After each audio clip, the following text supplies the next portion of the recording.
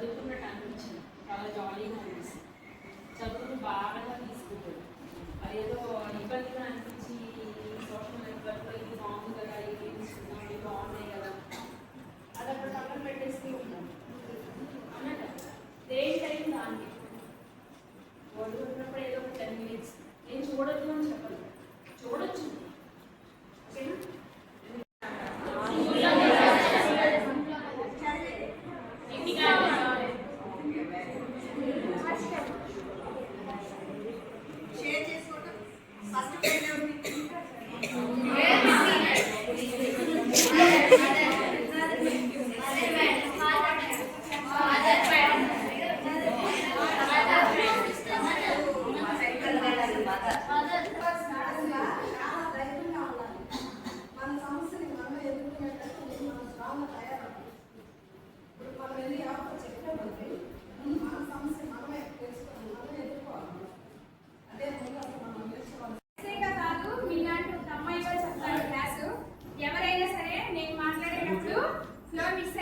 Punishments ఉంటాయి. ఎలాంటి punishments అంటే ఈ టైంలో గ్రౌండ్ లో 4 రౌండ్లు వేపిస్తా. ఎలా ఉంటుంది? బాగుంటుందా? 4 రౌండ్లు వేస్తారా? చూడండి, ముక్క పోసిన ఇప్పటికే చెమటలు వస్తున్నాయి. మీ 4 రౌండ్లు వేస్తే ఎలా ఉంటుంది? Without shoes or chappals. నా పనిష్మెంట్స్ అలాగే ఉంటాయి. మరి పోలీస్ అంటే అంతే, సైలెంట్గా ఉండండి, కాసేపు ప్రాణాన్ని ఉగ్గబట్టుకోండి. అర్థమైందా? ఓకే. నేను ఎక్కువగా చెప్పను, కేవలం 4 మాటలు చెప్తాను, వినండి.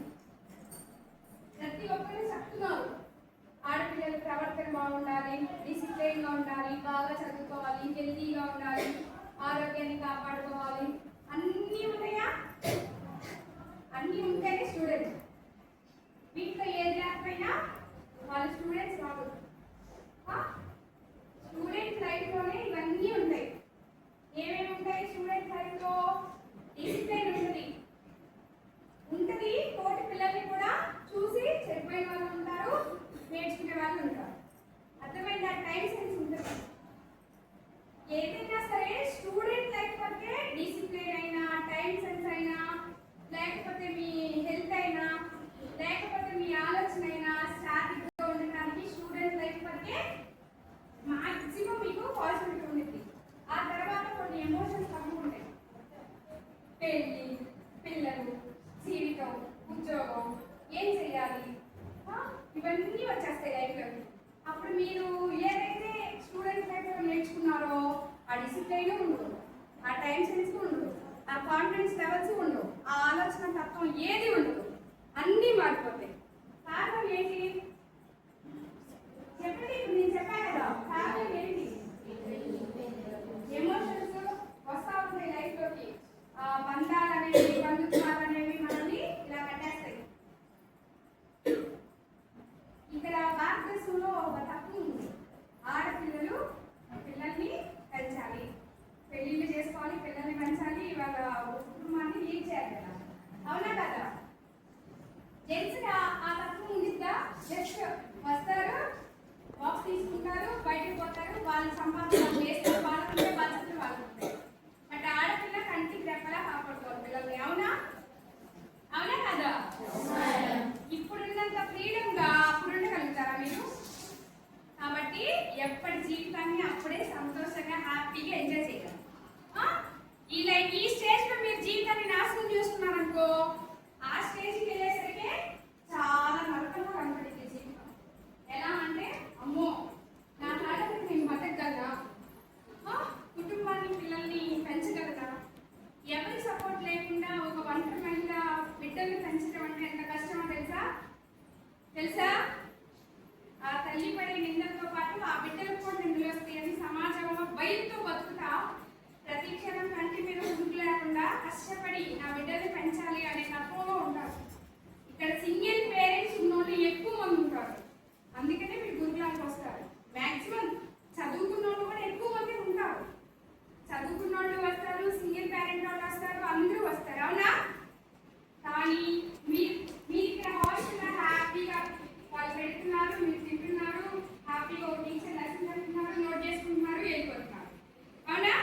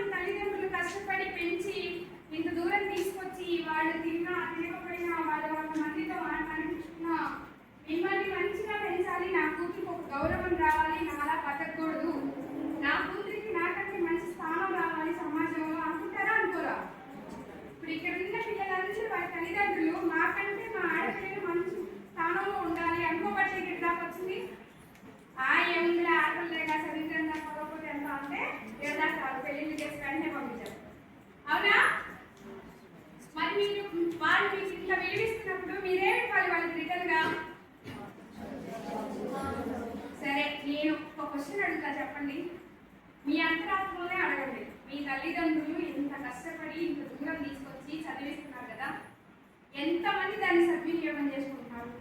ఆటలకి ఆటలు ఉండాలి, డ్యాన్స్లు ఉండాలి, పాటలు ఉండాలి, చదువుకోవాలి, జీవితం మీద ఆశ ఉండాలి. మీ తల్లిదండ్రుల కోరిక అనేది కూడా ఒక మనసులో ఏదో ఒక మూల నాటుకోవాలి. అయ్యో మా అమ్మ పాచి పని చేస్తుంది, నేను బాగా చదువుకొని ఉద్యోగం తెచ్చుకొని మా అమ్మకి ఆ స్థానం నుండి విముక్తి కల్పించాలి అనే ఆలోచన అనేది మీలో వస్తేనే సాధించగలుగుతారు. మా నాన్న 10th క్లాస్ పెళ్లి చేస్తారన్నమాట.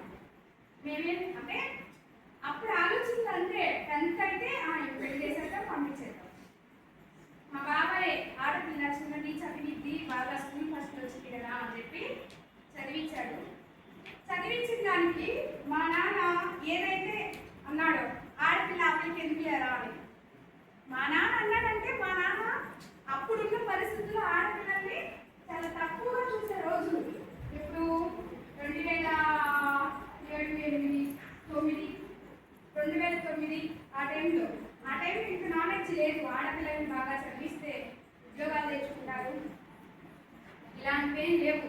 మా టైంలో 10th తర్వాత చదివిన వాళ్ళు చాలా తక్కువ పర్సెంటేజ్ ఉంటారు ఆడపిల్లలు.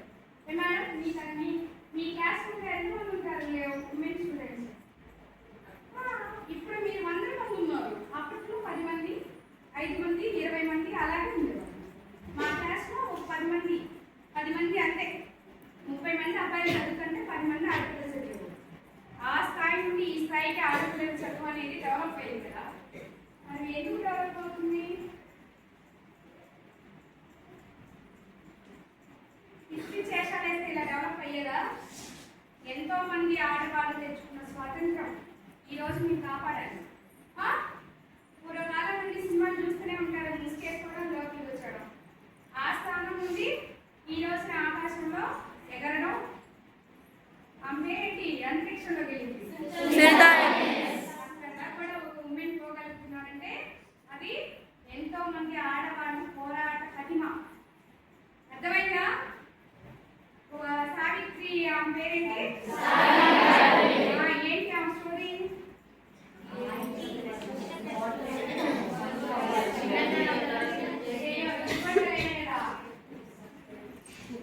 అప్పుడున్న ఆ పాత ఆచారాలు, పాత పద్ధతులు, మూఢనమ్మకాల నుండి బయటకు వచ్చిన మొదటి మహిళ విద్య కోసం వచ్చి ఆమె మీద ఎంతమంది పేడ చల్లారో తెలుసా?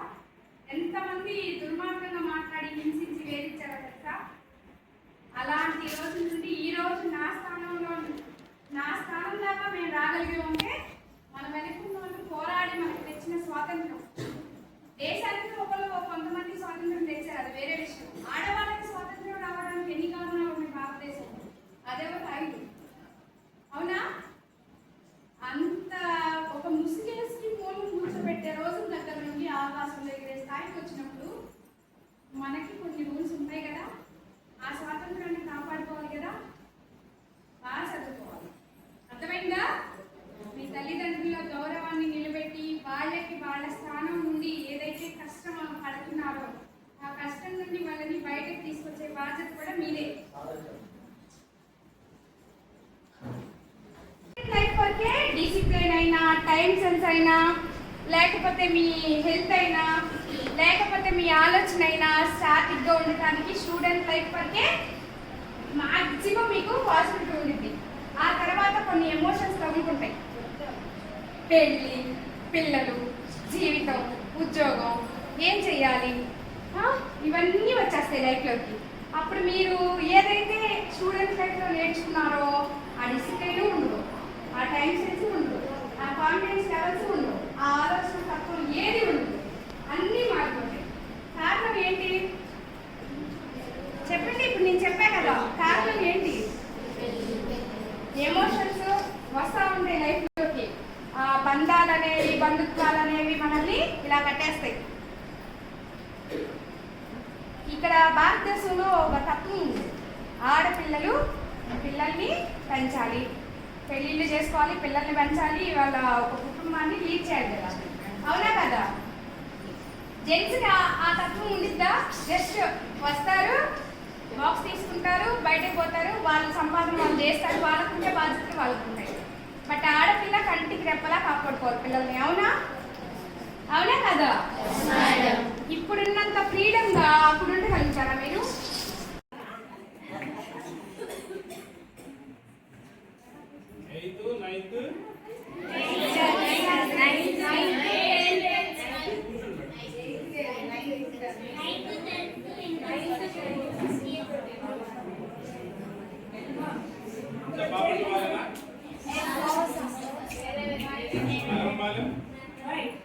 ఉన్నారా ఇక్కడ నగరపాలెం వెదులుపల్లి ఇంకెవరున్నారు? అంతా బాపట్లేనా? మీదేమి? నగరపాలెం. మీది కూర్చో గట్టిగా చెప్పు. మన్నవా? ఈ మండలం అది? ఓకే. ఇంకా మీరు పాప? కార్నర్ రేపల్లె. సో ఈ ఏరియా వాళ్ళంతా కూడా ఉన్నారు ఇక్కడ, అంతేనా? పోస్టల్ బెల్ట్ అంతా.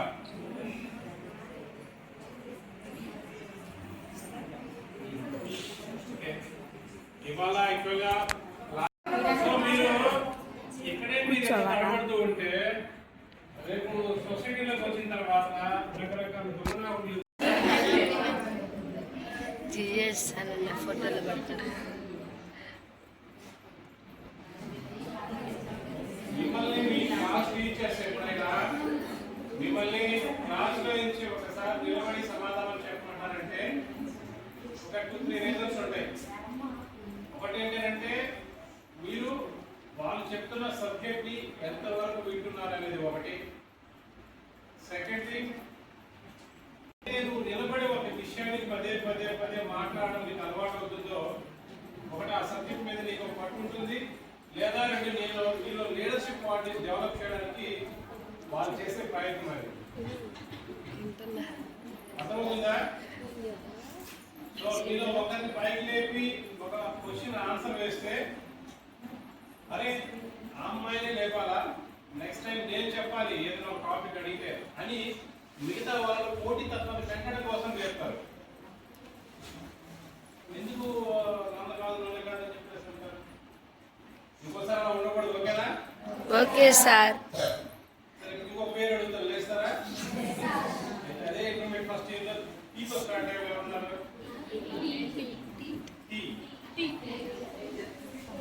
ఉన్నారా లేరా? కార్నర్ అమ్మాయి పేరు పేరు సెకండ్ పర్సన్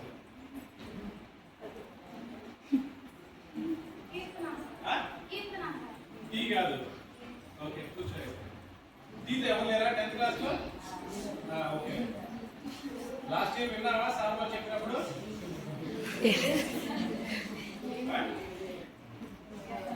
అంతేనా?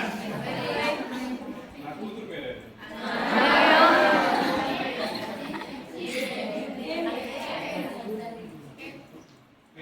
అది ట్రెడిషనల్ నేమ్ లేదు. చెప్పండి సార్.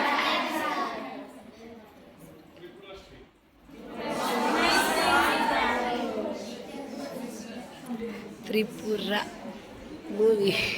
ఇప్పుడు విషయానికి వస్తే మీరు ఎంతమంది అదృష్టవంతులు అనుకుంటున్నారు? అందరం సార్. చెయ్యొద్దండి ఫస్ట్. అక్కడ ఎవరో ఒక పేరు చేద్దాం. అందరం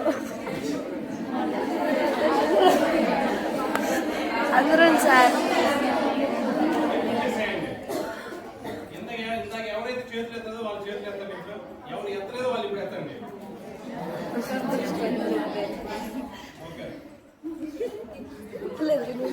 అవునా కాదా? అదృష్టవంతురాలా కాదా? కాదా?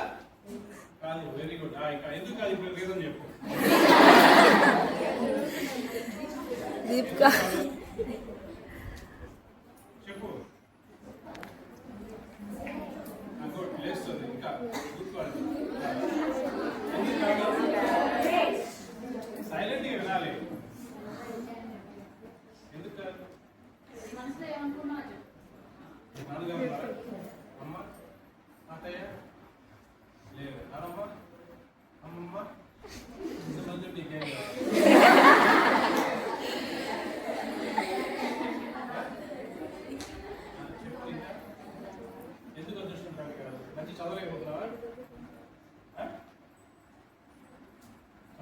ఇంకా ఇంకెందుకు నువ్వు అదృష్టం అడిగావు?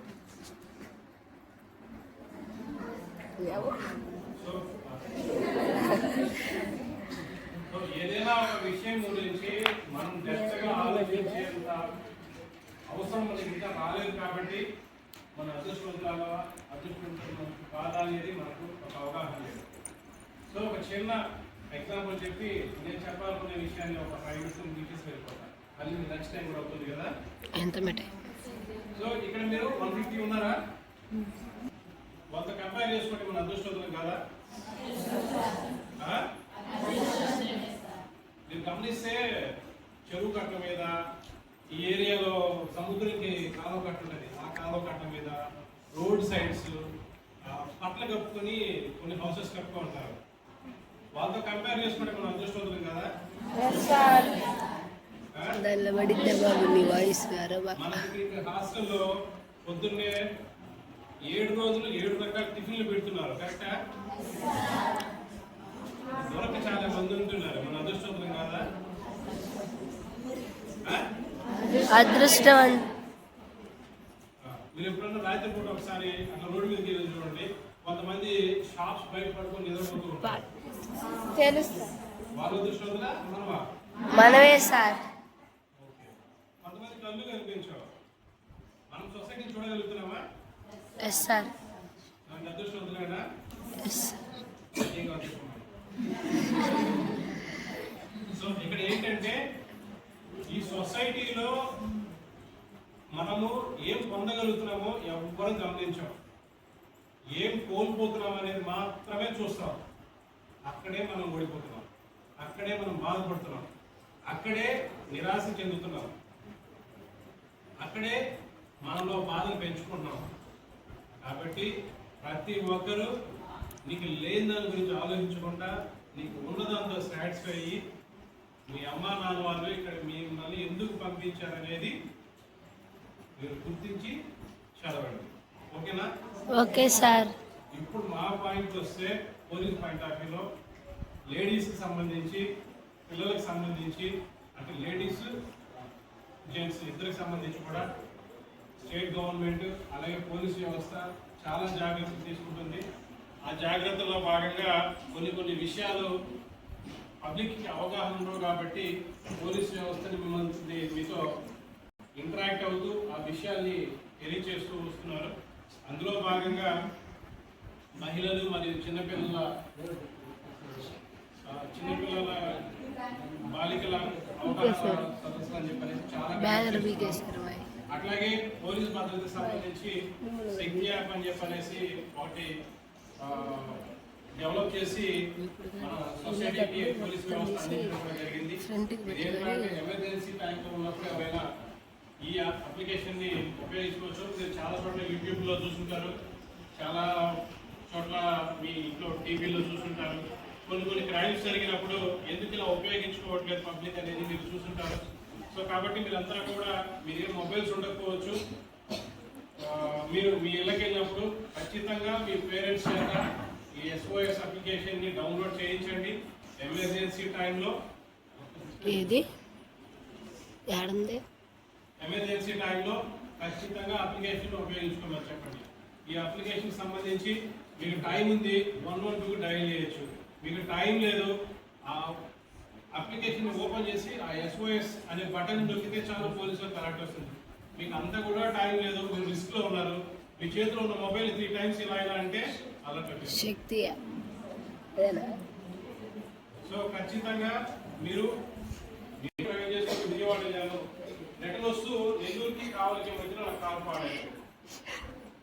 సో ఆ టైంలో ఎవరైనా SIకి కాల్ చేద్దాము అంటే నేను ఒక సబ్ ఇన్స్పెక్టర్ని. సో మేము పడే ఇబ్బందులు ఎలా ఉంటాయో మాకు తెలుసు. నేను నా మొబైల్ అప్పటికప్పుడు అప్లికేషన్ డౌన్లోడ్ చేసి మేడం మన ఎంత చూస్తున్నారు ఇన్స్టాల్ చేసి అక్కడ నుంచి బీట్ కానిస్టేబుల్ అంత కమ్యూనికేటర్ ఎవరంటే మీరు కాల్ చేస్తారు, ఏంటి మీకు సమస్య నేను చెప్పాను. బాబు నేను ఇక్కడ నా వెహికల్ ఆడైంది, మీ SIకి ఇష్టం లేక నేను ఇలా మీకు కాల్ చేస్తానని చెప్పని చెప్పాను. సో లోపల ఉన్న మెకానిక్ తీసుకొచ్చారు, నా వెహికల్ వర్క్ చేయించుకున్నాను, తర్వాత బయలుదేరాను. సో సో ఇక్కడ ఎలాంటి పని ఉపయోగించుకున్నామో అనేది చూడకండి. ఎమర్జెన్సీ టైంలో పోలీస్ రెస్పాండ్ అయ్యారా లేదా? అయ్యారా లేదా? సో మీకు కూడా అంతే. ఇప్పుడు కొన్ని పరిస్థితుల్లో మీరు పోలీస్ స్టేషన్ దాకా రాలేకపోవచ్చు. సమాజంలో జరిగే తప్పు గురించి మీరు తెలియచేయాలనుకుంటారు, కానీ అక్కడికి వస్తే బాగోదేమో ఆలోచిస్తుంటారు. ఎట్లా అనుకున్న వాళ్ళు ఈ అప్లికేషన్లో మిస్సింగ్ కంప్లైంట్ పెట్టచ్చు, ఫ్యామిలీ కౌన్సిలింగ్ నిమిత్తం పెట్టచ్చు, ఏదైనా ఇల్లీగల్ యాక్టివిటీస్ గురించి వాటి గురించి చెప్పచ్చు, ఈ డ్రగ్స్ గాంజాకి సంబంధించిన ఇన్ఫర్మేషన్ ఉంటే దాంట్లో మెసేజ్ పెట్టేస్తే మాకు అలర్ట్ వస్తుంది. దాని మీద లోకల్ పోలీస్ వాళ్ళు వెళ్ళి చర్యలు తీసుకోవడం జరుగుతుంది, ఆ లొకేషన్స్ చెక్ చేయడం జరుగుతుంది. ఇంకా చెప్పాలి అంటే మీ పేరెంట్స్ పర్టికులర్గా లేడీస్ బయట ఎక్కడ ఏదైనా వెళ్ళారు, అక్కడ నైట్ టైం స్టే చేయాలా, ఇంట్లో లొకేషన్ సేఫ్ ప్లేస్ కాదు. దీంట్లో షెల్టర్ జోన్ కూడా ఆప్షన్ ఉంటుంది. అలాగే వన్ స్టాప్ కాదు, సిటీస్లో అవైలబిలిటీ తీసుకొచ్చారు, కొన్ని ఏరియాస్లో ఇంకా అవైలబిలిటీ రాలేదు. వన్ స్టాప్ సెంటరే కాకుండా కొన్ని ఏరియాస్లో కూడా యాడ్ చేస్తున్నారు. ఇంకా సేఫ్ జర్నీ. వెళ్ళాలి అనుకుంటే ఏ రూట్ సేఫ్ రూట్, ఏ రూట్ నైట్ టైం ఎమర్జెన్సీ అది డిస్ప్లే చేసి అప్లికేషన్ ఉపయోగిస్తున్నావా? ఇంట్లో వచ్చేది రిజిస్టర్ చేపిద్దామా? ఓకే. మేము మళ్ళీ ఒక 2 weeks తర్వాత లేకపోతే ఇంకోసారి మీ దగ్గరికి వస్తే మీరందరూ నాకు చెప్పాలా? చెప్తారా? ఓకే. తర్వాత మీరు ఎంతమందికి ఫేస్బుక్ కానీ ఇన్స్టా కానీ లేకపోతే ఇంకా చాలా అప్లికేషన్ చెప్తుంటుంది ఉన్నాయి ఐడీస్? లేవు సార్. సరే లేని వాళ్ళు ఎవరు చెప్పండి.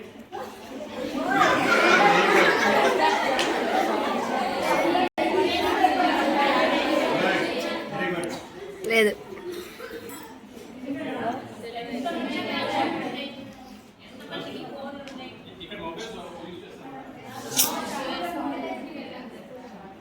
మొబైల్స్ వాడకండి. మీకు అర్థం కావట్లేదు. సోషల్ మీడియాలో మనం పెట్టే ప్రతి ఫోటో మన ఎనిమీస్కి మనం ఇచ్చే ఒక అవకాశం, మన శత్రువులకు మనం ఇచ్చే అవకాశం. మన సోషల్ మీడియాలో మనకి ఏం పని? ఒకవేళ మీ స్కూల్ ఉంది, లేకపోతే మీ విలేజ్ ఉంది, లేదా మీ లోకల్ కమ్యూనిటీ ఉంది, ఇట్లాంటి వాటికి సంబంధించి మీరు ఎప్పుడైనా ఏదైనా గ్రూప్స్లో యాడ్ అవ్వాల్సి వస్తే యాడ్ అవ్వండి తప్ప మీ ఒరిజినల్ ఫోటో ఐడెంటిటీ ఏదైతే ఉందో దాన్ని డిస్ప్లే చేయకండి. ఎందుకంటే మనకు ఎప్పుడు ఎవరైనా శత్రువులు తయారవుతారో తెలియదు. ఇప్పుడు ఈ పిల్లలు ఇద్దరు ఉన్నారు, ఇంటి పక్కన ఇద్దరు నైబర్స్, వీళ్ళ పేరెంట్స్ గొడవ పడుతుంది. ఇద్దరు పేరెంట్స్ గొడవ పడినప్పుడు వీళ్ళు ఒక అమ్మాయికి సంబంధించిన బంధువులు ఎవరో వీళ్ళకి మమ్మల్ని డ్యామేజ్ చేస్తారా అని చెప్పి వీళ్ళు ఫ్యామిలీ ఫోటోస్ తీసుకొని వాళ్ళు ఇంకోలా యూటిలైజ్ చేయొచ్చు. మనం చెప్పలేము. ఇదేనే కాదు, ఏదైనా కూడా మీరు ఒరిజినల్ ఐడెంటిటీని ఎవరిని తెలియపరచండి. దీనిలో చూడట సరే, చాలా మంది తెలియపరుస్తున్నారు కదా సార్ అంటే వాళ్ళు దానికి ప్రిపేర్ అయిపోయారు. సోషల్ మీడియాలోకి వస్తున్నారు, కొంతమంది న్యూస్ ఛానల్స్ వస్తున్నారు, కొంతమంది జోక్స్ చేస్తున్నారు. దానికి ప్రిపేర్ అయిపోయారు. ఓన్లీ కామెంట్స్ ఏమి ఇస్తున్నారు, మనల్ని ఎంత చక్కగా కామెంట్ చేస్తున్నారు, లేకపోతే ఇంకోటి మాకు అనవసరం. వాళ్ళు మనీ ఎర్న్ చేయదలుచుకుంటున్నారు, ఆ వేలో వాళ్ళు దాన్ని ప్రిపేర్ అవుతున్నారు. కానీ మనం స్టూడెంట్స్, ఒక ఫ్యామిలీ, కొంత వాల్యూస్ ఇవన్నీ ఆలోచించుకున్నప్పుడు ఆ స్టేజ్ని మనం దాటలేదు. కాబట్టి మీ ఒరిజినల్ ఐడెంటిటీని ఎక్కడ కూడా ఏం చేయాలి? చెప్పకూడదు. అలాగే లేడీస్ కంటే మీకు ఆ సమస్య లేదు. జెంట్స్ ఈ మధ్యకాలంలో 10th క్లాస్ 9th క్లాస్ నుంచే కాస్త ఇప్పుడు కొంత కంట్రోల్ అయింది. అని ఒక 2-3 years బ్యాక్ వెళ్తే 9th 10th క్లాస్ పిల్లలు కూడా గాంజాకి అలవాటు పడ్డారు. మీ ఇళ్ళకి వెళ్తే మీ బ్రదర్స్ వాళ్ళు ఉంటే వాళ్ళు మీరే మార్చుకోండి. ప్రతి ఒక్కరు గుర్తుపెట్టుకోండి, నా పట్ల ఒక జెంటిల్ లేదా ఒక గ్రూప్ ఆఫ్ పీపుల్ అంతా బాగుండాలి అంటే ఆ మార్పు అనేది ముందు మన ఇంటి దగ్గర నుంచే స్టార్ట్ అవ్వాలి. సో మన ఇంట్లో బ్రదర్స్ ఉంటే మన బ్రదర్స్ ముందు ఆ వాల్యూ తెలియజేస్తే అదే మన ఎదుటి నుంచి కూడా మనం కోరుకోవాలి. కాబట్టి మనం బలాదులు తిరిగే వాళ్ళు ఎదురవుతారు, పిచ్చన తయారవుతారు. వీళ్ళందరూ ఎదురైనప్పుడు ఎలా ఫేస్ చేస్తారు? మీలో ఎస్ నేమ్తో స్టార్ట్ అయ్యే వాళ్ళు ఇంటర్మీడియట్ ఫస్ట్ ఇయర్ ఎవరున్నారు అంటే ఒక్క కూడా పైకి లేదు. బాగా No. Okay. Good, fine. ఏ క్లాస్ సార్? First year. ఏం పేరు? సిరి. సిరినా సిరిషనా? సిరి. యా. ఆ అమ్మాయి లేదని ఒకసారి క్లాస్ కొట్టండి. నేను ఎస్ నేమ్ ఎందుకు చెప్పానంటే నా నేమ్ ఎస్ తో స్టార్ట్ అవుతుంది.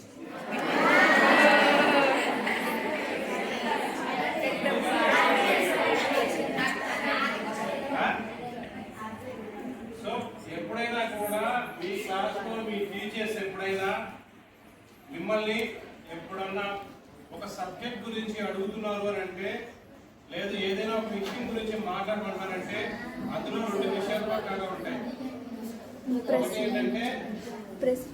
ఒకటి ఏంటంటే మీరు ఆ సబ్జెక్ట్ ని ఎంతవరకు వింటున్నారు,